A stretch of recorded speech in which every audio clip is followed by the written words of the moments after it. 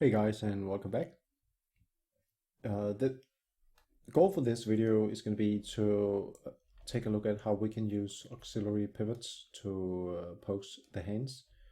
And you don't necessarily need the auxiliary pivots, but the auxiliary pivots are very nice for this kind of things, I would say. So, but to begin with, let's select the wall because we need to swing around and take a look at things from behind. And then create a group out of that and call this the wall. That means that we can just turn this on and off easily when we need to.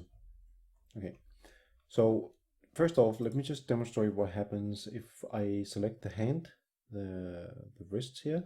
So if I turn off the story and start to swing this hand around, you can see that the rotation point is the wrist itself.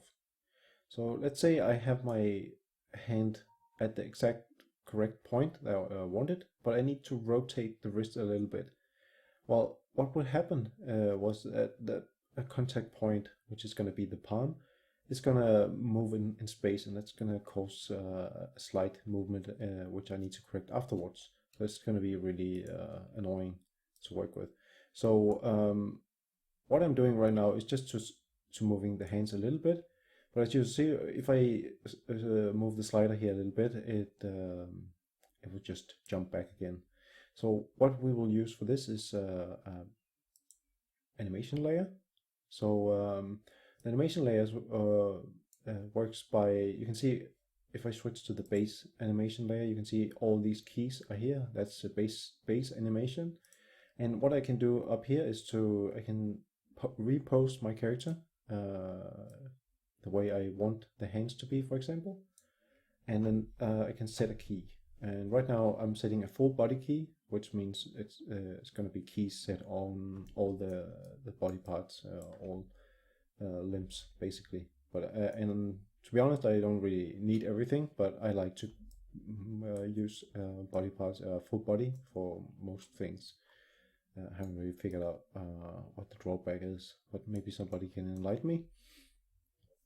Anyway, so I only have one key now set on this anim layer. So if I play back my animation now, you can see now the hands are actually staying there. That's because there wasn't any extra animation really on the hands. So we have actually managed to straighten things out a little bit here.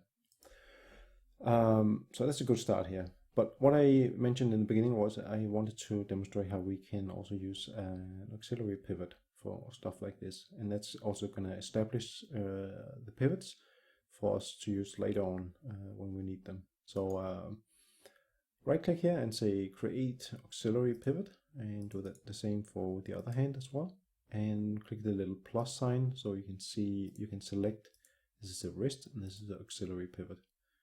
There we go. Okay, if we zoom in a little bit, we can see a little extra ball popped up, and that's actually the auxiliary pivot point. And you can move that around, and you will notice also that here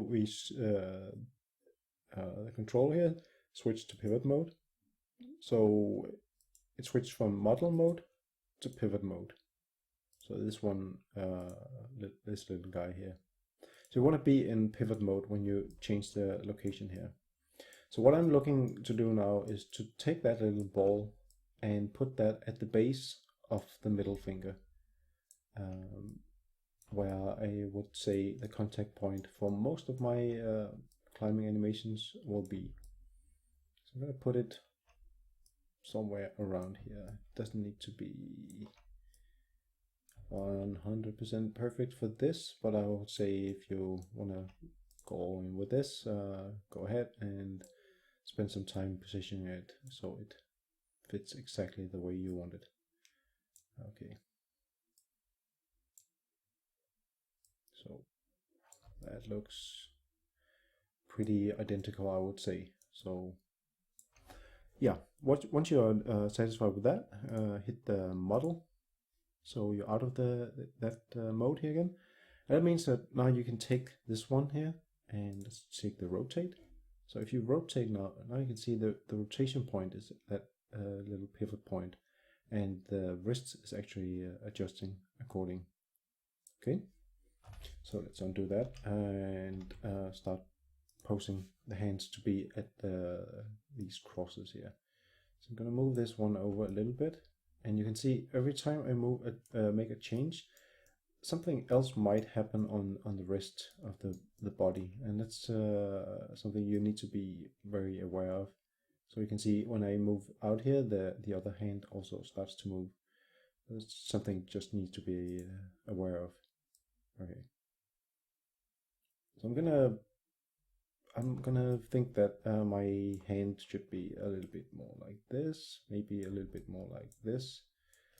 And I think, if I'm not mistaken, I think this one should be right about there.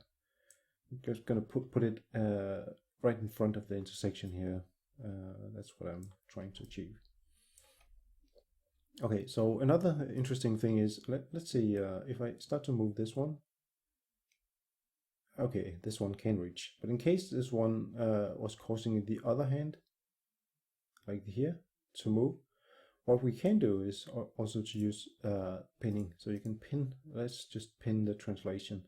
That means if I move outside, what the heck? Oh, that one, sorry. So if I move this one, you can see it stays in place. But as you can see, it's only the wrist that stays in place. So the rotation is not locked right now. So I can also go ahead and lock the rotation. So now the hand is completely still, but that's definitely not what I'm looking for. Just a little something on pinning where it can sometimes be useful. Okay, oops, wrong one. Did I move that one? I'm not really sure. Anyway, right now I'm just using the auxiliary pivot to position my hand in front of there. I think that is looking pretty okay, I think. Now the elbow happened to swing up during the posing, which I'm not really interested in. So in this situation, what I would do is to try and swing it down. And this is actually also a good place where you can use pinning. So I would say, okay, the hand is where I want it to be, but I want to pin the wrist for a moment and then move the elbow down to a more natural position like this. So once I have my character posed in somewhat, this doesn't look right. Let's see.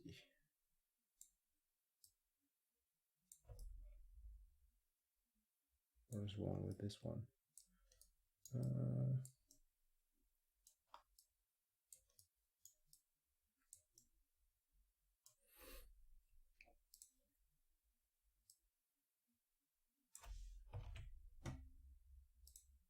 I'm just going to pin both of the hands and then move the pelvis up a little bit.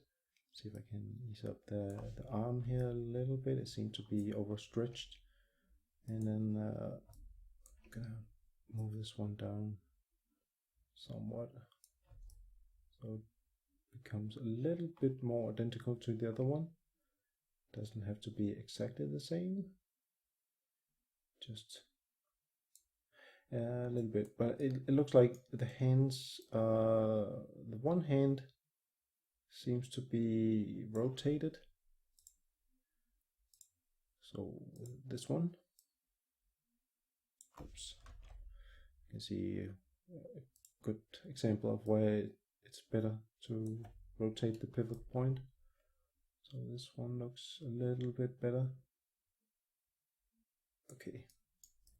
I think I'm more satisfied with this. Okay, so I had a previous key over here. I'm gonna start off by selecting one of the joints and setting a key here. Make sure that is a full body key. and then I'm just going to delete this one because that one I didn't need. Okay, so as you can see now, the character, I am moving around a little bit. The hands are still moving around a little bit, and I still want them to be fixated, but that's something I will take a look at in the next video. A few ways we can do that. So before I end this video, I want to make sure to bake these changes down to my base layer by selecting both of these while holding Shift and clicking this one, Merge Layers, and hit Merge. That means I have all this now on my animation layer here. Okay, so I'm starting to think this is going to be okay. I'm going to end this video here and continue in the next by taking a look at how we can fixate the hands and the feet. Alright, so see you in the next. Bye bye.